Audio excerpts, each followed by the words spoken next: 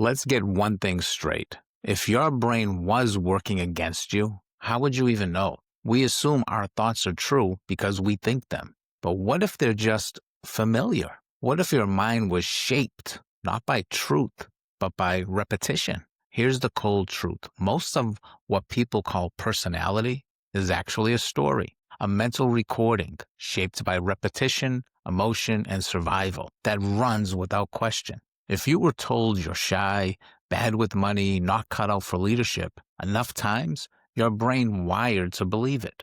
But just because it's common doesn't mean it's your truth. Every day you wake up with two options. One, run the same thoughts, habits, and reactions that built your current life. Or two, interrupt the pattern and rebuild a new one. Here's the problem. The first option feels safer. Why? Because your brain is wired to prefer predictability over possibility.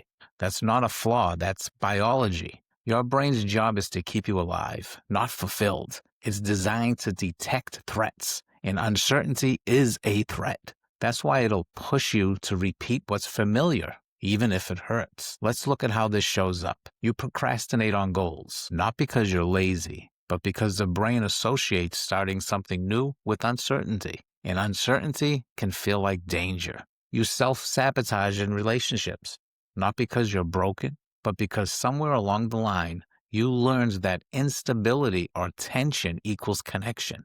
That emotional blueprint stuck. You undercharge or downplay your own work, not because you're unqualified, but because you were taught, consciously or not, that your value comes from struggle, not impact. Maybe you avoid rest, not because you're a workaholic, but because your nervous system equates stillness with danger. Maybe rest meant criticism, guilt, or chaos growing up. These aren't personal flaws. They're patterns installed through repetition and emotion, two of the brain's favorite learning tools. But the good news, what was wired in through repetition can be rewired out the same way. You can't change a pattern you can't see. That's why the first step to rewiring your mind isn't action. It's awareness. Awareness pulls the thought out of the shadows. And neuroscience shows us that once you observe the thought with conscious attention, you weaken its emotional charge. That's the beginning of neuroplasticity, the brain's ability to change its structure and function based on experience. Let's say you have a thought, I'm not good enough. Pause and ask, where did I learn that? Whose voice is that? Was it a parent who always compared you to others? Maybe a teacher who only praised perfection, or a breakup that made you question your worth. Most of our inner voice was formed long before we had the tools to question it.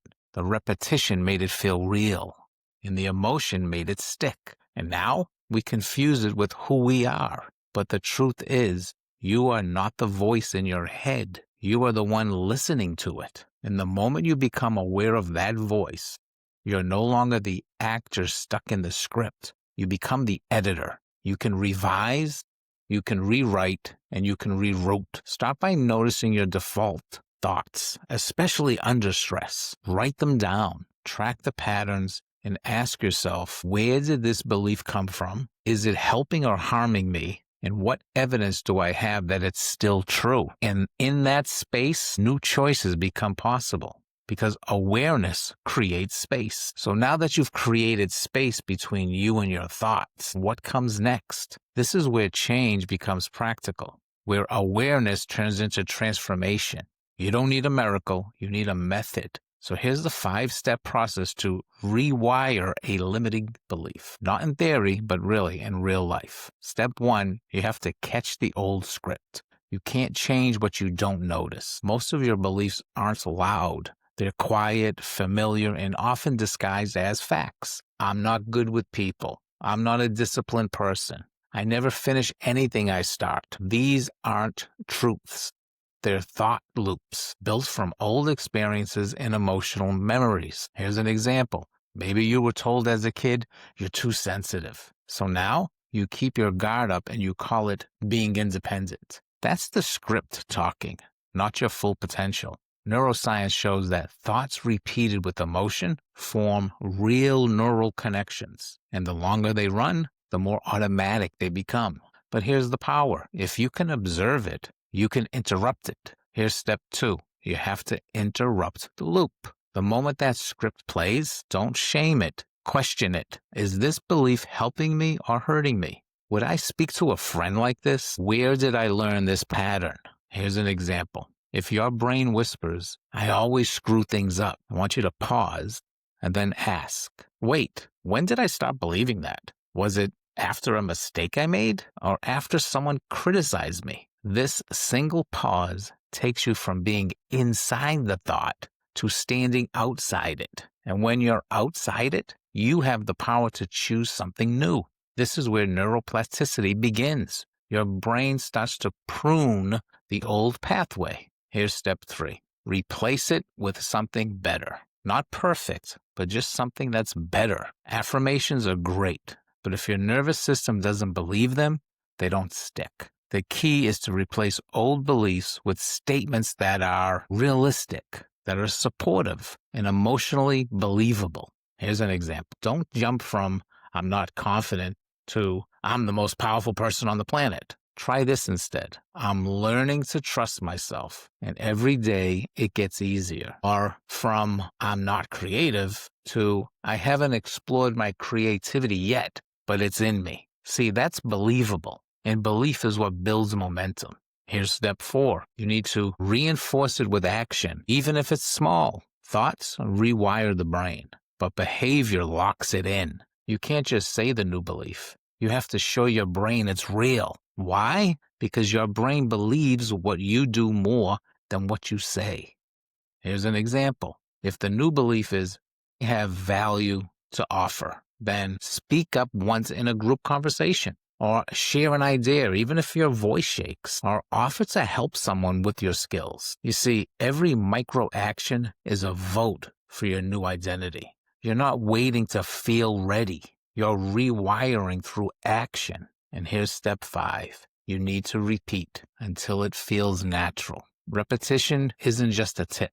It's how your brain learns everything. From walking to speaking to tying your shoes, your brain wires through consistency. Same with belief. You don't need to believe it perfectly. You need to return to it daily. Think of it like updating your mental software. You can't just hit refresh once. You've got to let it install over time. Here's an example. Every morning, say the new belief out loud, then look for one way to act on it, even for 60 seconds. Over time, your brain goes from, this is unfamiliar, to, this is who I am now. Now that's real identity change. Ready to take this even deeper? Let's build on this with some real-world rewires, the kind of shifts that turn insight into real momentum. Here's an old belief. I'm terrible with money. Grade that. To, I was never taught financial tools, but I'm capable of learning. And here's a micro action to take. Track spending for 3 days and watch one video on money psychology. Here's another old belief. I always mess up new habits. Let's upgrade that to, I need smaller steps and better strategies. And in order to take action, do the habit for 2 minutes instead of visual reminder. Here's another old belief. I'm not creative. Turn that to, creativity is a skill, not a gift, and I can grow it. And then take action. Do some free writing for 5 minutes. Doodle something without judgment. Why do these things work? Because each micro action gives your brain proof. And in neuroscience, evidence changes belief faster than motivation ever will. So let's zoom out for a moment. Don't just try to be more confident. Prove to your brain you're safe while being visible. Confidence isn't about bravado. It's built through exposure and nervous system safety. Speak up in low-stakes moments. Post your opinion online. Show your brain that being seen isn't a threat anymore. That's when real confidence sticks. Don't just try to be disciplined. Prove to your brain you can start and finish small things. Willpower is limited, but evidence is powerful. Fold one shirt. Write one sentence. Every time you finish, your brain updates the script. I follow through. So don't just try to feel worthy. Give your brain daily evidence that you are. Keep one promise to yourself. Say no to something draining. Celebrate one small win. Your brain learns from action, and worth becomes your default. If this message hit home, It means your brain is ready to evolve, not just for another motivational spike, but for a permanent upgrade in the way you think and live. Every week, we break down neuroscience, mindset, and identity shifts in practical, real-world language so you can stop doubting yourself and start directing your life. Please subscribe if you're ready to build a mind that works with you, not against you. Tap the bell so you don't miss that next one. And please, drop a comment. What's one old belief you're rewriting this week? Let's support each other in the process, because the next version of your life starts with the next version of your mind.